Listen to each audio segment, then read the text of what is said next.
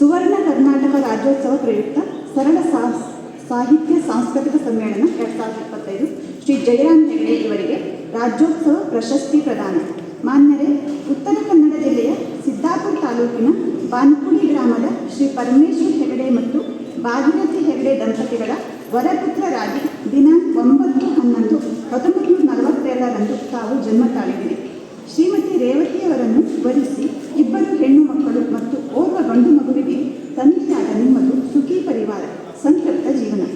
MA ಪದವೀಧರರಾದ ತಾವು ಆಂಗ್ಲ ಭಾಷಾ ಉಪನ್ಯಾಸಕರಾಗಿ ತಮ್ಮ ವೃತ್ತಿ ಜೀವನವನ್ನು ಆರಂಭಿಸಿದಿರಿ. ಸಾಹಿತ್ಯ, ಸಾಂಸ್ಕೃತಿಕ ಚಟುವಟಿಕೆ, ಸಮಾಜ ಸೇವೆಗಳು ತಮ್ಮ ಹವ್ಯಾಸಗಳಾಗಿ ತಮ್ಮಲ್ಲಿ ಬೆಳೆದು ಬಂದವು.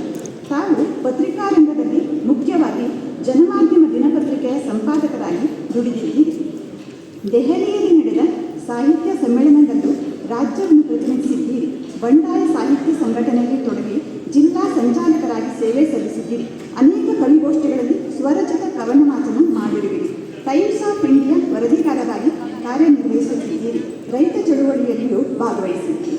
ಕಾವ್ಯ, ಸಾಹಿತ್ಯ, ಸಂಗೀತ, ಚಿತ್ರಕಲೆ, ಕ್ರೀಡೆ ಮತ್ತು ಪ್ರವಾಸಗಳಲ್ಲಿ ವಿಶೇಷ ಆಸಕ್ತಿ ಹೊಂದಿರುವ ನೀವು ತಬಲ, ಕೊಳಲು ನುಡಿಸುವುದರಲ್ಲಿ ಪ್ರವೀಣರು. ಯಕ್ಷಗಾನ ರಂಗದಲ್ಲೂ ಅನುಭವ ಹೊಂದಿರುತ್ತೀರಿ.